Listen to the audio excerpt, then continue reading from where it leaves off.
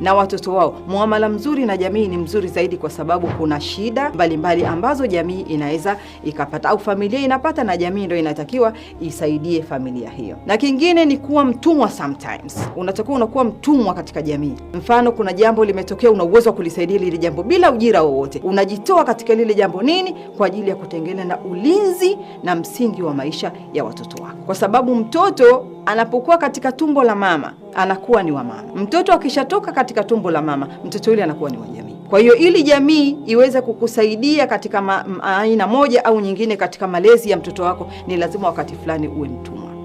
Na kingine pia ukubaliane na baadhi ya masala ambayo ni yanawema, kwamba jambo hili ni sawa sawa, unakubaliana nalo. Ima wakati mwingine linaweza ukaona kwa upande wangu hapana, lakini kama kwa upande wa pili wa wale unaoishi nao liko vizuri, unakubaliana na ile hali kwa ajili ya kutengeneza mustawa na ulinzi wa watoto wako au wa mtoto ambaye uko naye.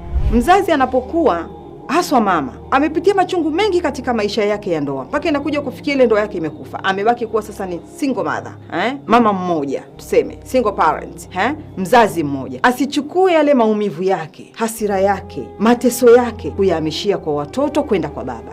Hapana. Huyu mzazi atakuwa hajamtendea bado haki mtoto ambaye kaachiwa. Mzazi huyu anatakiwa kuhakikisha mtoto wake anapata mahitaji kama ambavyo mtoto ambaye anaishi na baba na mama anapata hayo mahitaji. Anatakiwa apambane na aache tamaa ya dunia, tamaa ya kujifikiria yeye sasa na nafsi yake sasa. Hivi vitu anatakiwa aviweke kwanza pembeni. Hakikisha anatengeneza mustawa mzuri na msingi mzuri wa mtoto. Haijalishi yuko peke yake, haijalishi yuko vipi. Na kikubwa zaidi, familia yake iwe inamsapoti na kumwambia kwamba unaweza kusimamia huyo mtoto, na akasimama na akaja kuwa kijana mzuri sana, au akaja kuwa binti mzuri katika jamii, tena mwenye heshima zote. Lakini hii ni mama akiwa na utambuzi, mama akiwa na akili timamu. Mama kama hana akili timamu, bimaana ni mama ambaye anaipenda sana dunia na kutokufikiri kile alichokizalisha, basi mama huyo mtoto atalelewa na jamii na hatojali chochote kuhusiana na huyo mtoto, kwani anafikiria ya kwake tu, kwamba mimi nilikuwa na sasa hivi nimefanyiwa hivi na mimi nitafanya vile.